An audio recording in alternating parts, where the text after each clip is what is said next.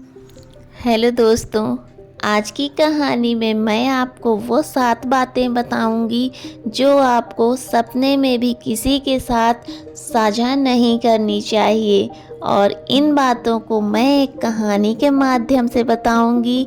इस कहानी में एक श्याम नाम का व्यक्ति है जो इतना सीधा था कि उसने अपनी सारी बातें अपने गांव वालों, मित्रों और रिश्तेदारों को बता दी, जिसके कारण वो हंसी का पात्र बनता था हर जगह और लोग उसका मजाक उड़ाते थे।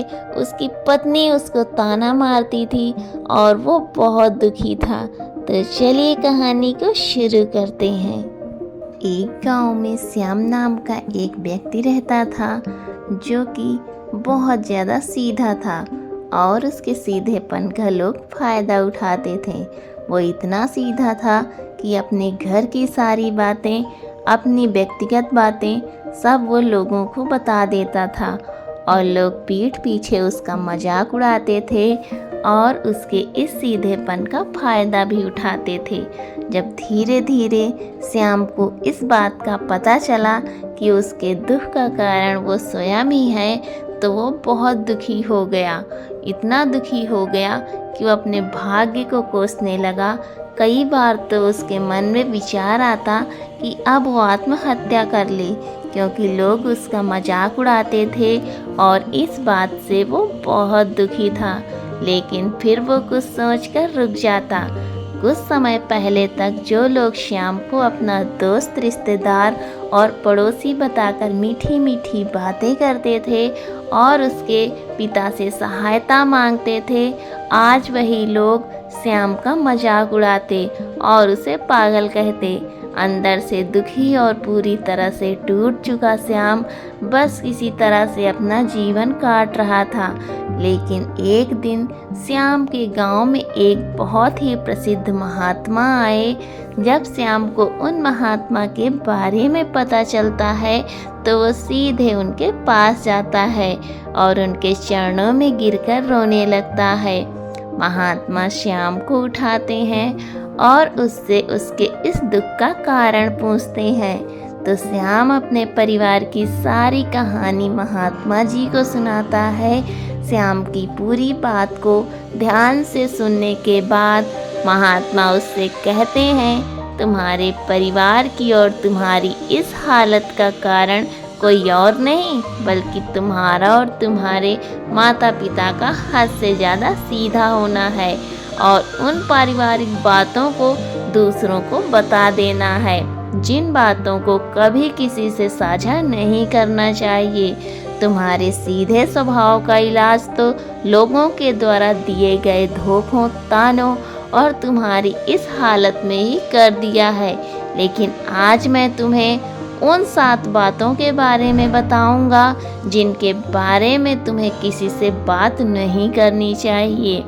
श्याम पूरा ध्यान लगाकर महात्मा जी की बातें सुन रहा था। महात्मा जी ने कहना शुरू किया कि पहली बात जो तुम्हें किसी को नहीं बतानी है वो है तुम्हारे दुख और मजबूरी। ज़्यादातर लोगों के जीवन में छोटा सा दुख और मजबूरी आई नहीं कि वो इसका ढिंढोरा पीटना शुरू कर देते हैं। लेकिन क्या दूसरों को अपना दुख और मजबूरी बताने से हमें उस दुख से छुटकारा मिल जाता है? नहीं, बिल्कुल नहीं।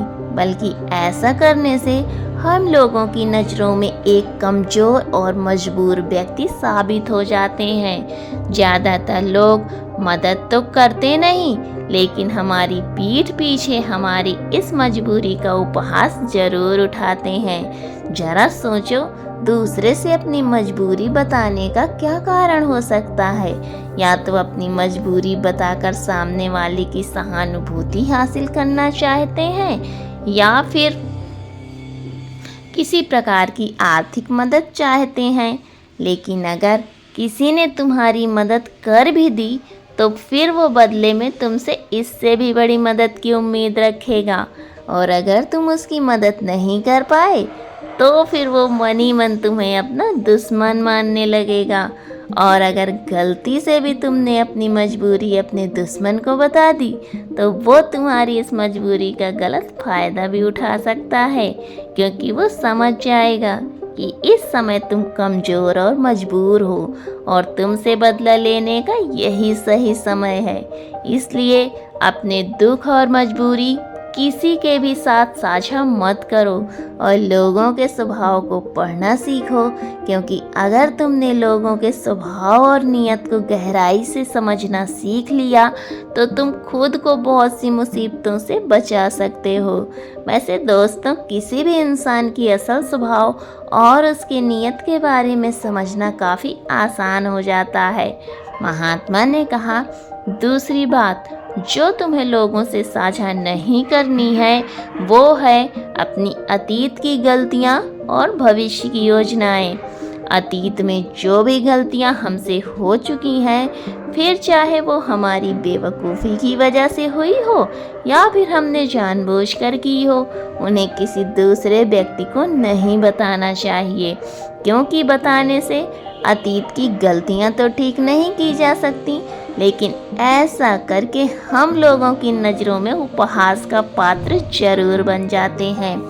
हमारी अतीत की गलतियाँ पता चलने के बाद लोग हमें शक की नज़र से देखना शुरू कर देते हैं और लोगों को हम पर भरोसा भी कम हो जाता है और कई मौक़ों पर तो लोग हम पर भरोसा करना ही छोड़ देते हैं। भले ही हम वो इंसान ना रहे हों जो उस समय थे जब हमने वो गलती की थी, लेकिन लोग फिर भी हमें हमारी उस अतीत की गलती के साथ ही जोड़कर देखेंगे और यह एक चीज़ समाज में हमारी छवि को खराब करती है और एक भरोसेमंद व्यक्ति का दर्जा हमसे छीन लेती है। दूसरी तरफ हमें अपने भविष्य की योजनाएं भी लोगों को नहीं बतानी चाहिए, क्योंकि ऐसा करने से दो बड़े नुकसान हैं। पहला, हर व्यक्ति के अंदर कहीं ना कहीं खुद को दूसरे से श्रेष्ठ साबित करना और अपनी तारीफ सुनने की चाहत होती है और ये चाहत उनके अंदर बैठे अहम की वजह से होती है, जो लगभग हर व्यक्ति अपने अंदर अहम की इस पूर्ति के लिए बड़े बड़े लक्ष्य बनाता है और फिर उन लक्ष्यों की पूर्ति के लिए योजनाएं करता है। लेकिन जब वही व्यक्ति अपने लक्ष्य और योजना लोगों को बताने लगता है तो उसके बड़े बड़े लक्ष्य और योजनाओं के बारे में सुनकर लोग उसकी तारीफ करने लगते हैं और अपनी इस झूठी तारीफ को सुनकर व्यक्ति के अहम को ठंडक मिलती है और वो हम जो उसे ऊर्जा दे रहा था अपने लक्ष्य की पूर्ति के लिए, वो अब ठंडा पड़ने लगता है, जिससे व्यक्ति के अंदर अपने लक्ष्य के प्रति जो जज्बा था वो अब नहीं रह जाता जो काम की शुरुआत में था। और इस बात की संभावना कई गुना बढ़ जाती है कि व्यक्ति अपने उस काम को बीच में ही छोड़ देते हैं और उसका जो लक्ष्य वो कभी पूरा नहीं होता है। इसलिए हमेशा काम पूरा होने के बाद ही लोगों को उसके बारे में बताना चाहिए। और वैसे भी उन लोगों को अपनी योजनाओं के बारे में बताने का मतलब ही नहीं जो हमारी उस योजना का हिस्सा ही नहीं है। समय से पहले अपनी योजनाओं के बारे में बताने का दूसरा नुकसान ये भी है कि लोग हमारी उस योजना को पूरा ही नहीं होने देंगे, क्योंकि कोई भी नहीं चाहता कि दूसरा व्यक्ति उससे आगे निकल जाए।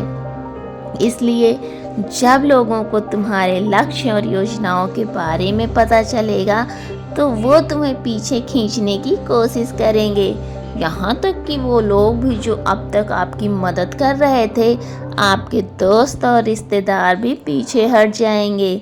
और अगर तुम्हारा बुरा चाहने वाले लोगों को तुम्हारी योजनाओं के बारे में पता चल गया तो वो निश्चित रूप से तुम्हारी योजना को असफल बनाने की पूरी कोशिश करेंगे। इसलिए अपनी अतीत की गलतियों और अपने भविष्य की योजनाओं को हमेशा गुप्त रखना चाहिए। महात्मा ने कहा, तीसरी बात जो तुम्हें किसी से नहीं बतानी है वो है अपने घर की बातें। हमारे घर में हमारे माता पिता, बच्चों, सास बहू या पति पत्नी के बीच क्या बातें हो रही हैं वो हमें किसी से नहीं बतानी चाहिए।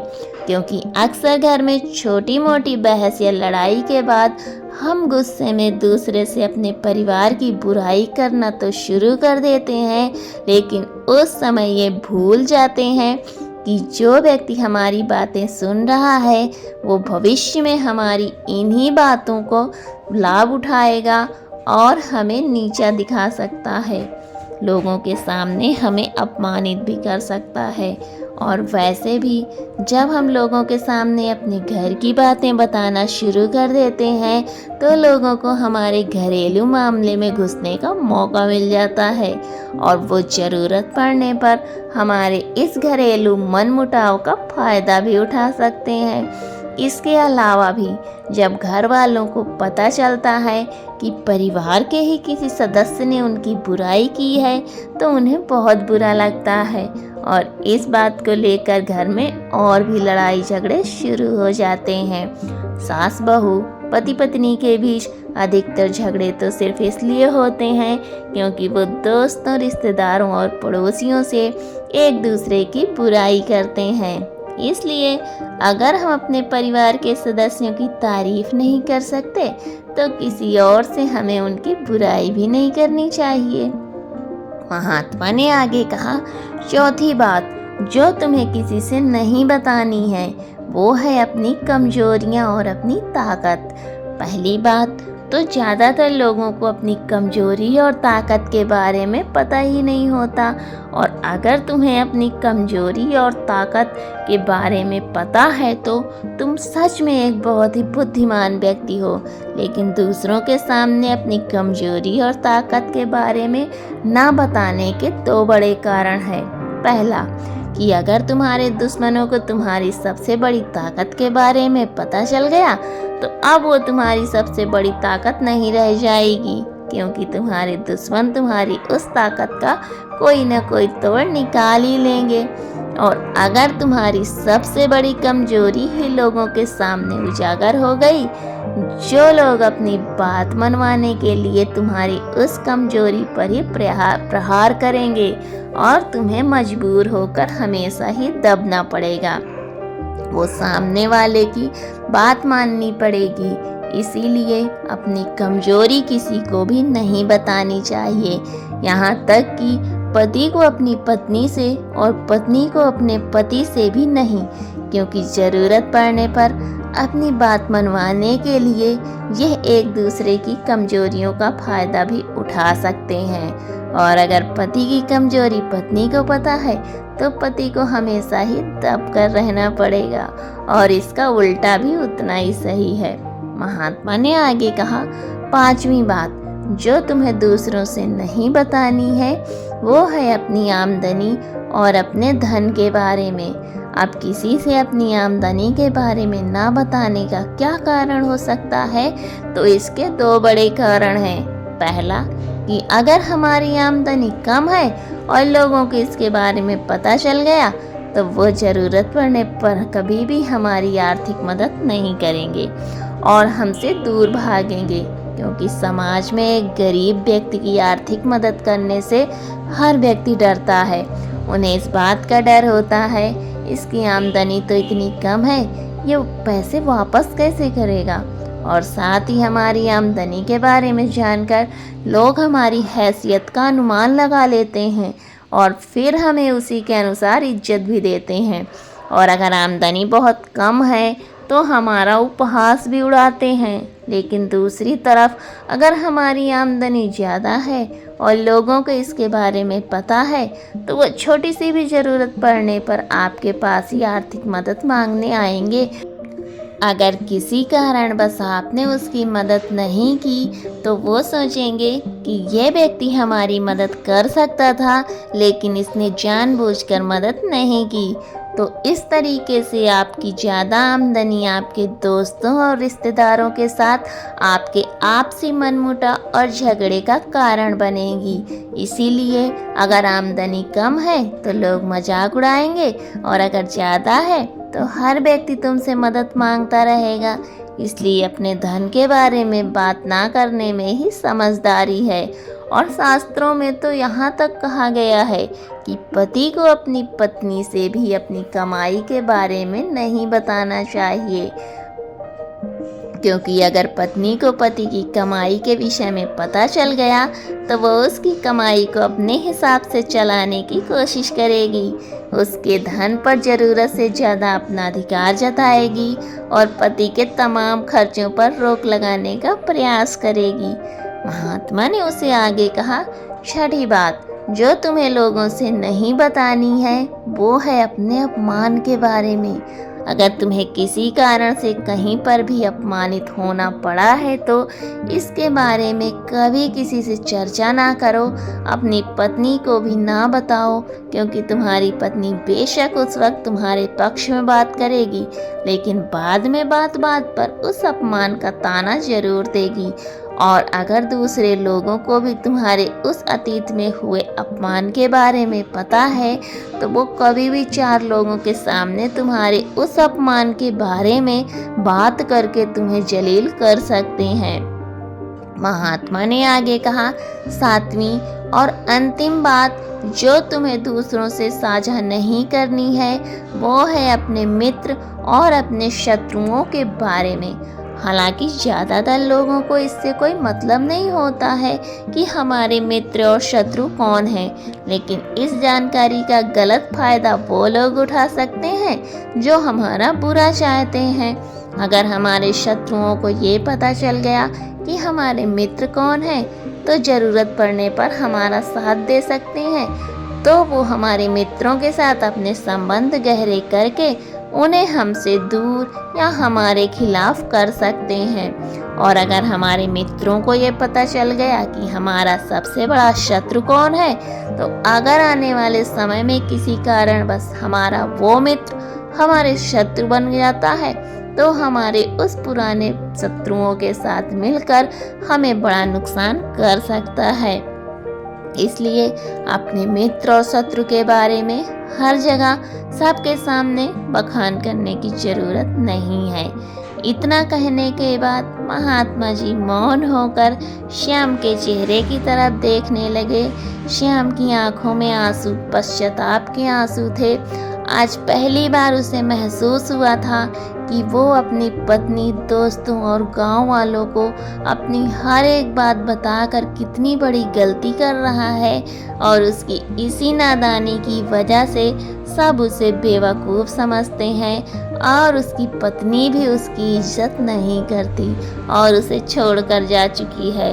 लेकिन उस दिन महात्मा जी के सामने श्याम ने मन ही मन ये निश्चय किया कि आज के बाद अपने राज किसी को नहीं बताएगा, अपना शोषण होने नहीं देगा और एक जिम्मेदार व गंभीर व्यक्ति बनने का पूरा प्रयास करेगा। तो दोस्तों, उम्मीद करती हूँ कि आज की कहानी से तो आपने बहुत कुछ सीखा होगा। तो मिलती हूँ आपसे अगली कहानी में, तब तक अपना ख्याल रखें। और अगर अभी तक आपने मेरे चैनल को सब्सक्राइब नहीं किया है तो प्लीज़ मेरे चैनल को सब्सक्राइब कर लीजिए और मुझे ज़्यादा से ज़्यादा सपोर्ट करिए और वीडियो को अंत तक ज़रूर देखा करिए। वीडियो में अंत तक बने रहने के लिए आपका बहुत बहुत धन्यवाद।